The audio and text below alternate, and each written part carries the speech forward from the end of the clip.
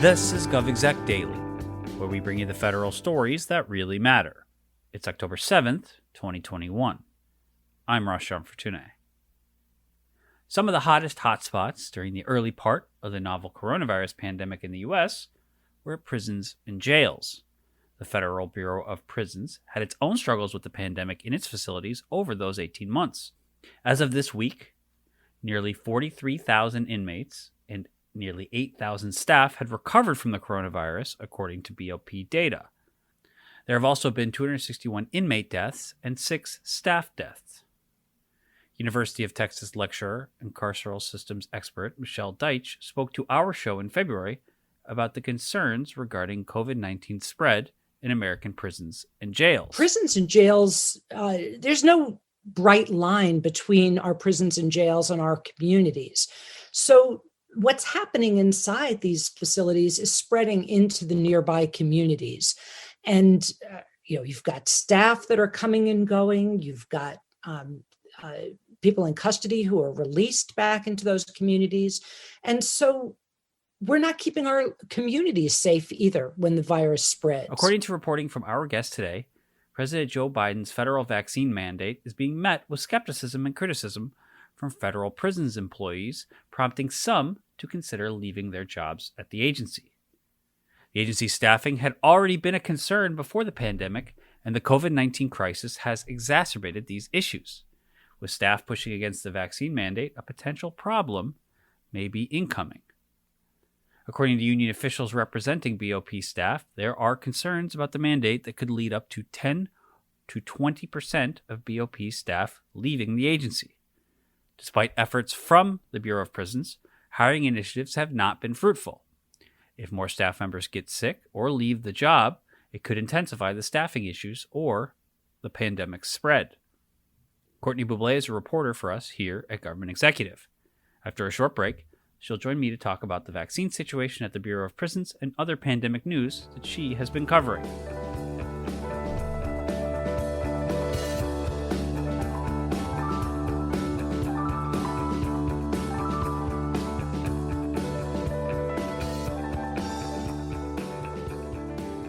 Want to hear more from GovExec, NextGov, Defense One, and Route 50?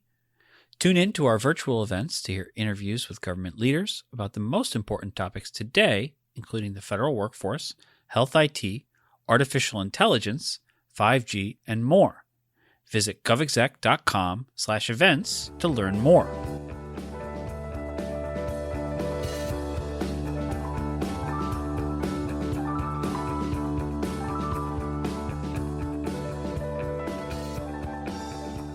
The deadline for federal employees to get vaccinated in order to comply with President Joe Biden's mandate is more than a month away, but some employee groups are already balking at the rule.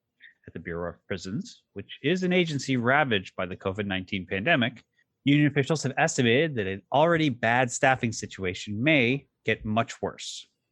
Courtney Bublé is a reporter for us here at GovExec, where she writes the Coronavirus Roundup. She joins me now to discuss her story on the vaccine situation at the Bureau of Prisons, as well as other pandemic news that she has been covering. Welcome to the podcast. Good to be here. So you wrote a story about the potential effects of the vaccine mandate on the Bureau of Prisons and its staffing situation. What's the lay of the land at BOP? So I did this story based on conversations I've had with Bureau of Prisons employees throughout the country. Some of them are in the union, some are not. And there's much skepticism about this mandate for various reasons. Some don't like that. They think the government is infringing on their personal rights. Some have religious objections. Some don't trust the political nature of the situation, as they say, or they claim. And others are just skeptical of the fact that, these vaccines were developed so quickly and of the side effects. And as a result, some of the people that I spoke with are considering leaving the agency, either, retiring early or resigning. And the union is concerned, as are these individuals, that this could exacerbate the years-long staffing crisis that this agency has had. I did not get a specific answer for this article from the agency itself. However, we did obtain an internal memo that went out a little over a week ago, in which the director did, emphasize the need to get vaccinated, and he stressed the importance of employees in the agency and what they do. A lot of them are frontline workers.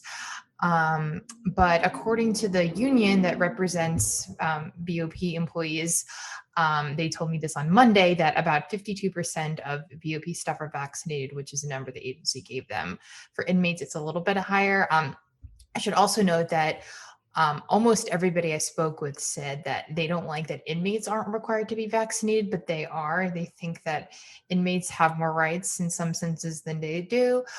And I should also note that the union that represents these employees is part of AFGE.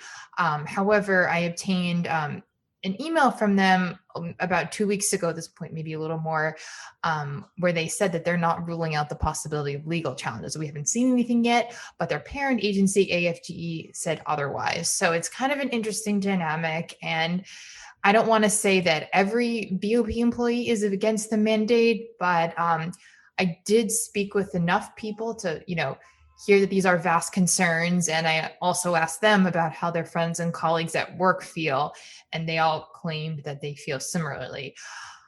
So we'll have to see what happens once that November 22nd deadline passes. There will be progressive discipline for those who don't get vaccinated.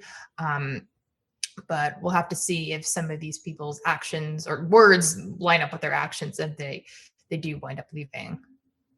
Yeah, I was going to say, I know we've seen across the landscape over the last few months, law enforcement, employee organizations, fraternal order of police, and organizations like that have sort of had some mixed messages depending on where you are. And being public servants, they fall under a lot of these public service vaccine mandates. The sort of famous story about bark being worse than their bite was, of course, in Massachusetts the last few weeks, where dozens of employees said they would quit the state highway patrol, and one did. So there's always some incongruence between the bark and the bite here. But what is the agency saying? I mean, I know you said they have been sort of cagey on it, but have you heard anything from the Bureau of Prisons as far as how they're going to approach this? Well, they did reiterate that they have been working on a massive staffing effort, which they launched in the winter. We've done some reporting on this. The union doesn't think that that's going to cut it, but the agency is emphasizing all of the hiring initiatives it's doing in person and online. So it is working to fill these positions so they can rely less on augmentation and overtime. So it's obviously on their radar, but it's a matter of time to see if that will be enough if we do see a max exodus. I did speak with some other people who did get vaccinated because of the mandate. They weren't happy about it, but they wanted to keep their jobs. For some of them, that's the best paying job in their area. They have families to support and whatnot. Also, you get really good benefits and pensions with the government. I spoke with some people who have been with the agency for almost 20 years or more in some senses. So they're getting close to retirement, or they're thinking about retirement. And that's another factor in thinking if they want to leave or not, or get vaccinated. Yeah, I know we've spoken to federal employment attorneys, and we'll be speaking with some more later this week about how a refusal to get the vaccine, how will that affect your post-retirement benefits if you're a federal employee, because those are obviously of great concern to anybody, especially if you have decades in service. I certainly, hopefully in the case of the Bureau of Prisons, we've spoken to carceral experts on the show, and prisons and jails are hot spots for these kind of communicable diseases, so it's always a concern. We'll move on to some other stuff that you've covered. Got an update from the Safer Federal Workforce Task Force this week. What did it say? So this update said that even though the mandate does allow for some exemptions to not getting vaccinated, whether for religious purposes or medical reasons, employees still can be fired with these exemptions if they have to get vaccinated for what they do, if it's the nature of the job. This task force released their, I guess, initial form of guidance at the end of last month. And then since then, they've been releasing more for employees and for contractors. You also had a story recently about the return to office plans for agencies, and we're going to be updating that as we get more information. But what is the status of feds getting back to their offices?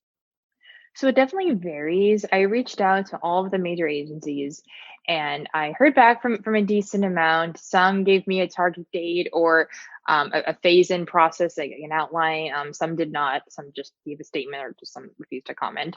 But the Delta variant has really complicated things. Over the summer, we reported that agencies had until, I believe, June 10th to submit, or maybe it was later in June, to submit their return off plans and post reentry plans to the Office of Management and Budget.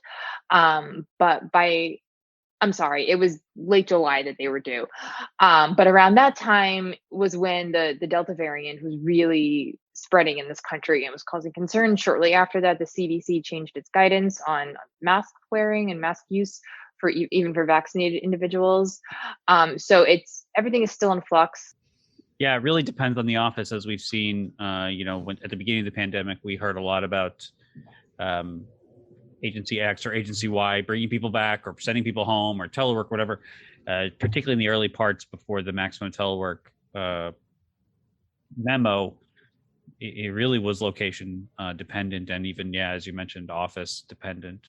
We'll end on this. It's just GovExec Daily guest. You, in fact, interviewed him for our show. And NIH chief, Dr. Francis Collins, he announced that he's going to be stepped down from his position at the end of the year. So what has the White House said about this, the longest serving presidentially appointed NIH director?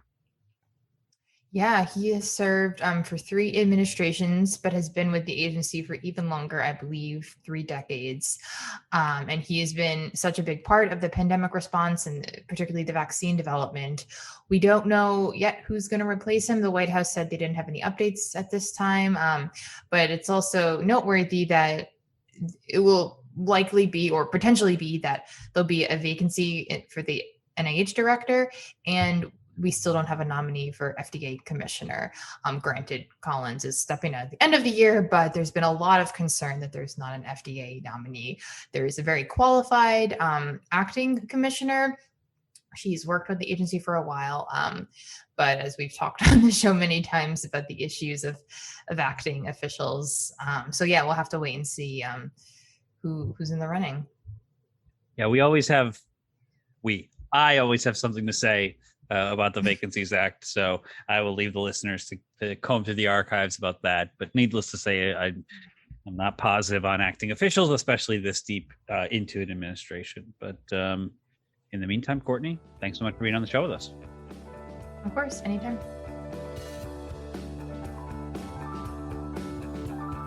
Thanks for listening to GovExec Daily. Our show was produced by Adam Butler and hosted by me, Ross John Fortuna. We want to thank Courtney Bublé for joining the program. Our music is the song Signals by Catfish Dancing. Be sure to rate, review, and subscribe on Apple Podcasts or Google Podcasts or wherever you get your podcasts. You can email us any feedback at podcast@govexec.com or hit us up on Twitter @govexec. We'd love to hear from you. We'll talk to you later.